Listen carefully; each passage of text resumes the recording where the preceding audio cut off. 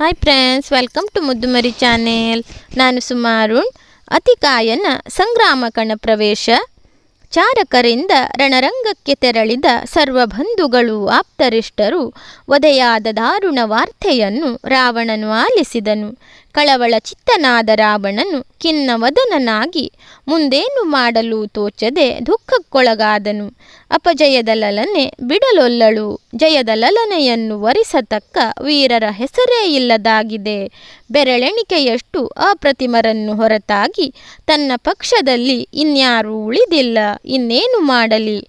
ದಶವದನನ ಅಸಹಾಯಕ ಸ್ಥಿತಿಯು ಅರಿವಾಯಿತು ವೈಷ್ಣವಾಗ್ರಣಿ ಅತಿಕಾಯನಿಗೆ. ಆತನು ರಾವಣನ ಸುಪುತ್ರ, ಧಾನ್ಯಮಾಲಿನಿಯಲ್ಲಿ ಜನಿಸಿದ ಶ್ರೇಷ್ಠ ಕುಮಾರ. ಭಗವಂತನ ಪಾರಮ್ಯವನ್ನು ಒಪ್ಪಿ ಜೀವನವನ್ನು ಸಾಗಿಸುವ ಆದರ್ಶ ವ್ಯಕ್ತಿತ್ವ. ತಾನು ನಿರ್ವಹಿಸಬೇಕಾದ ಕರ್ತವ್ಯವನ್ನು ಗ್ರಹಿಸಿ ಕುಮಾರ ಅತಿಕಾಯನು ತಂದೆಯನ್ನು ಸಮೀಪಿಸಿದನು. ನೀತಿಯುತ ಬುದ್ಧಿವಾಕ್ಯಗಳು ತಂದೆಗೆ ರುಚಿಸದು. ಆಡದಿದ್ದರೆ ಕರ್ತವ್ಯದಲ್ಲಿ ಲೋಪ ಉಂಟಾಗಬಹುದು. ವಿಳಂಬವಾಗಿದ್ದರೂ ಇದ್ದ ವಿಚಾರವನ್ನು ಅಪ್ಪನ ಸಮಕ್ಷಮ ಮಂಡಿಸುವ ಉದ್ದೇಶದಿಂದ ರಾವಣನ ಬಳಿ ತೆರಳಿದನು. ಪಿತೃಮಹಾಶಯರೇ, ನಿಮ್ಮ ಸುಪುತ್ರನಾದ ಅತಿಕಾಯನು ಪಾದ ಮುಟ್ಟಿ ನಮಸ್ಕರಿಸುತ್ತಿದ್ದಾನೆ.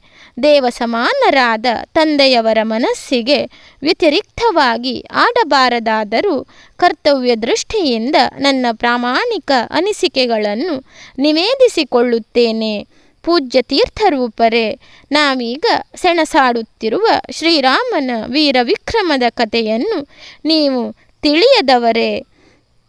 ಬಾಲಾಭ್ಯದಲ್ಲಿ ತಾಟಕಿ ಸುಬಾಹುವನ್ನು ಮತ್ತು ಸಹಸ್ರಾರು ರಕ್ಕಸರನ್ನು ಕೊಂದವರು ಯಾರು?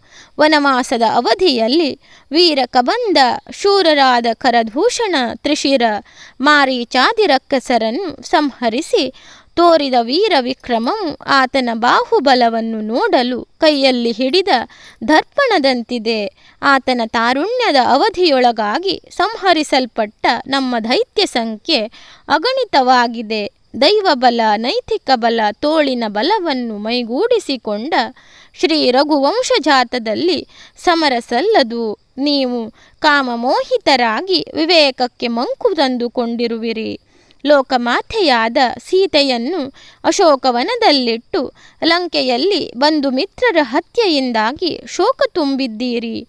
ಇನ್ನೇನು ಕೆಲ ದಿನಗಳಲ್ಲಿಯೇ ಅನಾಥವಾಗಲಿರುವ ಈ ಸ್ವರ್ಣಲಂಕೆಯ ಪ್ರಜೆಗಳ ಉಳಿವಿಗಾದರೂ ರಾಮನಲ್ಲಿ ಸಂಧಿಯ ಬೆಸುಗೆಯನ್ನು ಹೊಂದಿಸಿರಿ.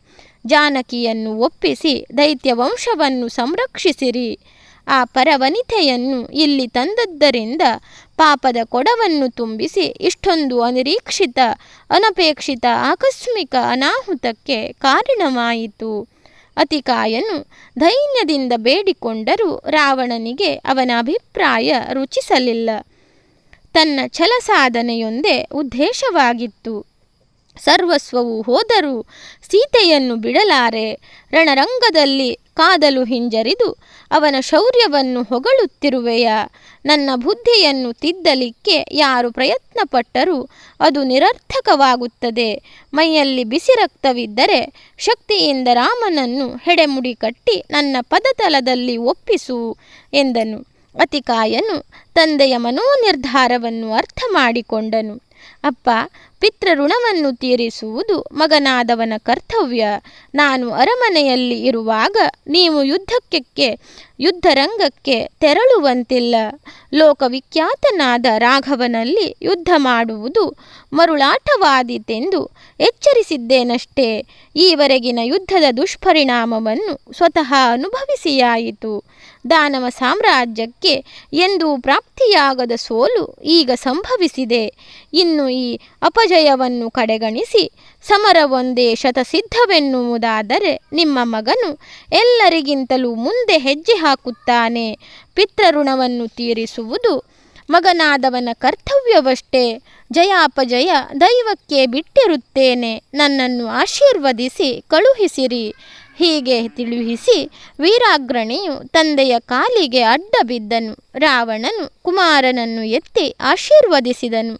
ತನ್ನ ಮಗನ ಜಯಕ್ಕೋಸ್ಕರ ಇಷ್ಟ ದೇವತೆಗಳಿಗೆ ಹರಕೆ ಹೊತ್ತು ಸ್ವರ್ಣದ ಹರಿವಾಣದಲ್ಲಿ ವೀಳಯವನ್ನಿತ್ತು ಬೀಳ್ಕೊಟ್ಟನು. ಮಂಗಳಾಂಗಿಯರು ಆರತಿಯನ್ನೆತ್ತಿದರು. ಸಂಗ್ರಾಮದಲ್ಲಿ ಸೋತು ಹಿಂತಿರುಗುವುದು ಅಪಕೀರ್ತಿಯೆಂದು ಅತಿಕಾಯನಿಗೆ ತಿಳಿದಿತ್ತು. ಪತಿವ್ರತೆಯಾದ ಅವನ ತಾಯಿ ಧಾನ್ಯಮಾಲಿನಿಯು ತಂದೆಯಿಂದ ದೂರವಾಗಿದ್ದಳು. ಆಕೆಯ ಆಶೀರ್ವಾದ ಪಡೆದು ಹೆತ್ತ ಕರುಳಿಗೆ ಸಮಾಧಾನವನ್ನು ಹೇಳಿ ಅನುಗ್ರಹ ಪಡೆಯಲು ತೆರಳಿದನು. ಧನುರ್ಧಾರಿಯಾದ ಮಗನನ್ನು ಕಂಡು ತಾಯಿಯ ಕರಳು ಕರಗಿತು. ಮಗು, ಈ ಯುದ್ಧಾಗ್ನಿಗೆ ಸರ್ವರೂ ಆಹುತಿಯಾಗಬೇಕಾದ ಕಾಲ ಸಮೀಪಿಸಿದೆ.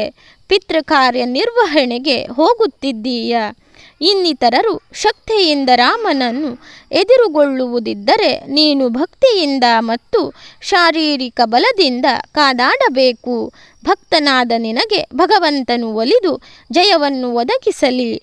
ಈ ನಿನ್ನ ಹೆತ್ತ ತಾಯಿಯು ಅದೃಶ್ಯವಾದ ಆಶೀರ್ವಾದ ಕವಚಗಳನ್ನು ಧರಿಸಿಕೋ, ದೇವರೇ ರಕ್ಷಿಸಲಿ ಎಂದು ಮುಖ ತಗ್ಗಿಸಿ ಸುಮ್ಮನಾದಳು. ಕಣ್ಣೀರು ಕೋಡಿಯಾಗಿ ಹರಿಯಿತು. ಆ ಮಹಾತಾಯಿಯ ಸಮ್ಮತಿಯನ್ನು ಪಡೆದು ಪ್ರದಕ್ಷಿಣೆಯನ್ನು ಗೈದು ಕೊನೆಯ ಬಾರಿಗೆ ಸಾಷ್ಟಾಂಗವೆರಗಿ ರಣರಂಗಾಭಿಮುಖವಾಗಿ ಅರುಣೋದಯದ ವೇಳೆ ಅತಿಕಾಯನು ಕದನರಂಗಕ್ಕೆ ಹೊರಟನು. ವೈಷ್ಣವ ಶಿಖಾಮಣಿಯು ರಾಮನ ಪಿತ್ಯರ್ಥವಾಗಿ ತುಳಸಿ ಮಾಲೆಯನ್ನು ಕೊರಳಲ್ಲಿ ಧರಿಸಿ ಸಂಭ್ರಮದಿಂದ ರಥವೇರಿದನು.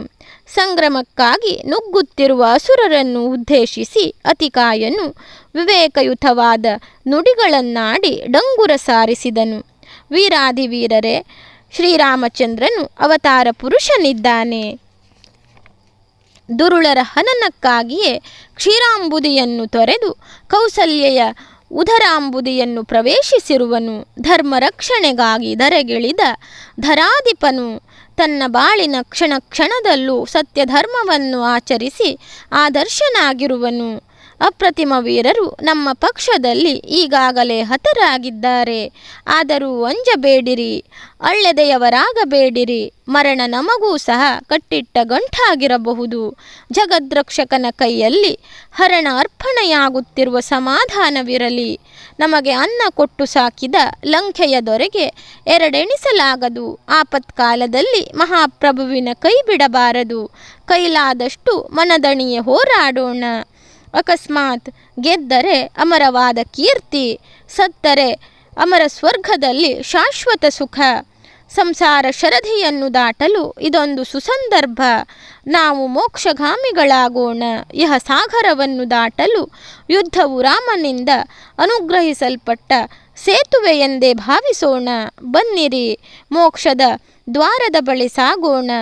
ಪದುಮಾಸನನ ಪದವನ್ನು ಪಡೆಯಲು ಬಯಸುವವರೆಲ್ಲ ನನ್ನ ಜೊತೆಗೂಡಿ ಅವಸರದಿಂದ ಬನ್ನಿರಿ ಎಂದು ಹೊಸ ಬಗೆಯ ಸಂಗ್ರಾಮದ ಪ್ರಕಟಣೆಯನ್ನು ಮಾಡಿದನು ಎಂಬಲ್ಲಿಗೆ ಅತಿಕಾಯನ ಸಂಗ್ರಾಮಕಣ ಪ್ರವೇಶ ಎನ್ನುವ ಅಧ್ಯಾಯ ಮುಕ್ತಾಯವಾಯಿತು.